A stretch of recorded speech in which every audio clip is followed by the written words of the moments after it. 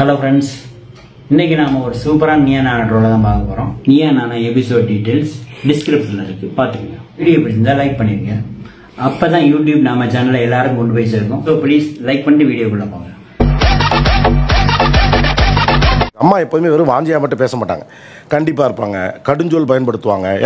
சின்ன வயசுல கள்ளி பால் கொடுத்து கொண்டிருக்கணும், அவங்களை சரிப்படுத்தணும், நேர்வழிப்படுத்தணுங்கிறப்ப ஒவ்வொரு கட்டத்தில் ஒவ்வொரு மாதிரி இருப்பாங்க. வெளியே போடான்னு சொல்ல கொன்றுவேன் நாயே, போடா. உங்கள் அக்கா என்ன திட்டிய போது இவை அக்கா இல்ல என் அம்மா அப்படின்னு தோணுச்சு. அக்கா இல்ல அம்மா.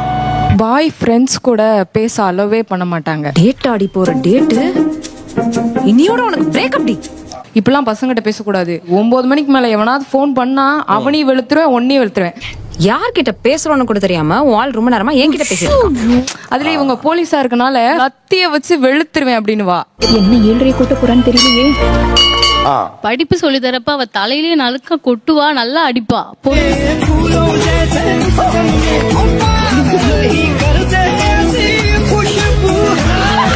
எங்க அம்மா கிட்ட போய் சொல்லியும் அழ முடியாது. உன்னோட டிபார்ட்மெண்ட் அக்கா நீயாச்சு, அக்காவாச்சு.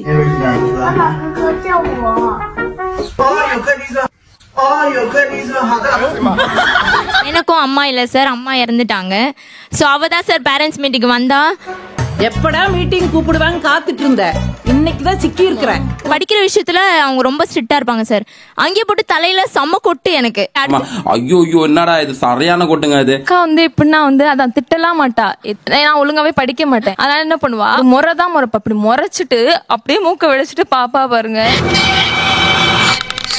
அவ்வளவுதான். அதுலயே பயந்துருவோம். இப்ப சொல்லலே பயப்படுறியமா நீ? அவ ஃப்ரெண்ட்ஸ் கூட வெளியே போயிட்டான். எங்க சித்தப்பா வந்து பாத்துட்டாரு.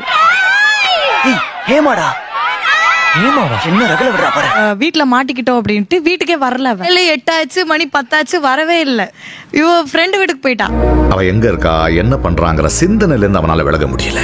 காலையில ஃப்ரெண்டு வீட்டுல இருக்குன்னு சொல்லி அப்பா அம்மா கூட்டிட்டு வந்துட்டாங்க. சரியான அடி. நல்லது கெட்டது, இது சரி இது தப்புன்னு நம்ம சொல்லி கொடுப்போம். அதை சொல்லி அவளுக்கு நான் புரிய வச்சேன். எடுத்து சொன்னீங்க பாருங்க, ரொம்ப தேங்க்ஸ். அப்பதான் வந்து அவ லவ் பண்ற விஷயம் வந்து வீட்டுல தெரிஞ்சிச்சு. தெரிஞ்ச உடனே வீட்லயும் எல்லாருமே அப்போஸ் பண்ணாங்க. அப்படி ஒண்ணு இல்லாத ஒண்ணு பண்ணிட்டு வர்ற நம்ம குடும்பத்துக்கு இதெல்லாம் சரியா வருமா? இல்ல நீ லவ் பண்ணாத, வேண்டாம் வேண்டாம், நான் அவளை ரொம்ப கன்வின்ஸ் பண்ணேன். அப்பன்னா அப்படித்தே இருப்பாங்க ஆம்பளை, அவங்கள மாத்த முடியுமா? நாம தான் மாறிக்கிறணும். அப்புறமா பார்த்தா அப்பதான் தெரிஞ்சிச்சு 2 பேரோட ரிலேஷன்ஷிப்பும் ரொம்ப ஸ்ட்ராங்கா இருந்தது. சோ எப்ப நீ என்ன லவ் பண்றேன்னு சொல்லிட்டு அப்பவே நீ எனக்கு பொண்டாட்டி ஆயிட்ட. இப்ப உன் முடிவு மாறினாலும் என் முடிவு மாறாது. வீட்ல ரொம்ப பேசி கன்வின்ஸ் பண்ணி நான் தான் மன்னிச்சு ஒரு அவளுக்கு வந்து மேரேஜ் பண்ணி வச்சேன். 2 பேருக்கு ரொம்ப பிடிச்சிருக்கு, வரட்டுக்கு வரும் பார்க்காம கட்டி வச்சிருவோமே. அந்த ஒரு லவ்வுக்காக அவ போராடினப்பதான் நம்ம தங்கச்சி இவ்வளவு தைரியமா இருக்காளா விஷயமே எனக்கே அப்பதான் தெரிஞ்சிச்சு. நான் பூர்ணாவை தவிர வேற யாரையும் கல்யாணம் படிக்க மாட்டேன். எனக்கு அவனை தான் பிடிச்சிருக்கு. என்ன அடிச்சாலும் கொன்னாலும் நான் அவனோட தான் வாழ்வேன். அப்பா வரைக்குமே ஓகே. இப்ப இன்னும் எங்க அம்மாவை மட்டும் கன்வின்ஸ் பண்ணணும். அதுக்குதான் நாங்க ட்ரை பண்ணிக்கிட்டு இருக்கோம். கண்டிப்பா அந்த ஷோ பார்த்தாங்கன்னா அக்செப்ட் பண்ணிக்கிறதுக்கு வாய்ப்புகள் இருக்கு சார். வாய்ப்பு இல்ல ராஜா, வாய்ப்பு கிடையாது. இப்ப வரைக்கும் ஒரு 5000 ரூபீஸ்க்கு ஒரு சாரி வாங்கினா கூட வேலை எவ்வளவு தெரியுமா? எவ்வளவு? 5000 ரூபாய். வேண்டாம், 5000 ரூபாய் காஸ்ட்லி புடவை தேவையா? என்ன அப்படி பாக்குற? இது ரோட் கடையில எடுத்தது 150. ரிச்சா இல்ல? செப்பல் 3000, 2000 இதெல்லாம் எனக்கு தாங்கிக்க முடியாது சார். காஞ்சிபுரத்துலதான் சார் மெடிக்கல் பண்றான். பையனை பார்க்க போறேன்னு போகும்போது பூரா அங்க வாங்கிட்டு வரேன் சார். காஞ்சிபுரத்துல சேர்த்ததோட பர்பஸே புடவை வாங்க. 4 வருஷத்துல 2 வாட்டி ஷாப்பிங் போயிருக்கேன் சார், அவ்வளவுதான். கொன்றுவேன். பொய் சார். அவன் பொய் சொல்றான் ரெஃப்ரி, அவன் பொய் சொல்றான். பெரும்பாலும் நம்ம பணம் ஏன் சேர்க்க முடியல அல்லது சொத்துக்கள் ஏன் சேர்க்க முடியலன்னா செலவை அதிகரிப்போம்.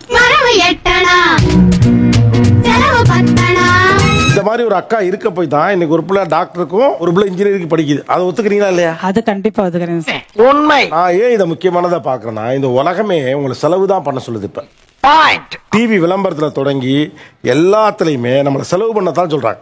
இந்த மாதிரி இடத்துல தான் செலவு பண்றதுக்கு வருவான்.